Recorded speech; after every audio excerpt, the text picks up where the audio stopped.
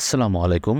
আপনি যদি ডেস্কটপের সেই পুরনো ওয়ালপেপার দেখে দেখে বিরক্ত হন, তাহলে এই টিপসটি আপনার জন্য। আপনার ডেস্কটপের ওয়ালপেপার দেখতে ঠিক এরকম দেখাবে। তো তা করার জন্য প্রথমে যা করবেন, আপনি প্রথমে এই অ্যাপ্লিকেশনটি ইনস্টল করে নিন। ইনস্টল করার সাথে সাথে দেখবেন যে আপনার নিচে যে টাস্ক বারটা আছে তা চেঞ্জ হয়ে গেছে। তারপর আপনি আবার সেই মাইক্রোসফট স্টোরে যাবেন, সেখান থেকে লিখবেন লাভলি ওয়ালপেপার, সেটা ডাউনলোড করে নিন এবং ইনস্টল করে নিন। তারপর সেখানে দেখতে পাবেন যে অনেক ধরনের ওয়ালপেপার রয়েছে। সেখান থেকে আপনি আপনার মন মতন ওয়ালপেপার নিয়ে সেট করে নিন। আমি এটা সেট করে নিচ্ছি, যা দেখতে দেখাবে ঠিক এরকম। এবার আপনার আরেকটা কাজ আছে, তা হলো ক্লক লাগানো।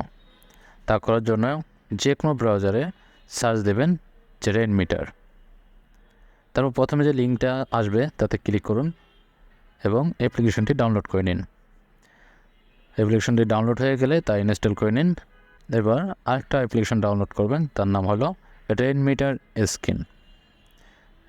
লিখে সার্চ দিন, রেন মিটার স্ক্রিন লিখে সার্চ দিন। তারপর প্রথমে যে লিঙ্কটা আসবে সেখানে গিয়ে পছন্দ মতো ক্লক বেছে নিন।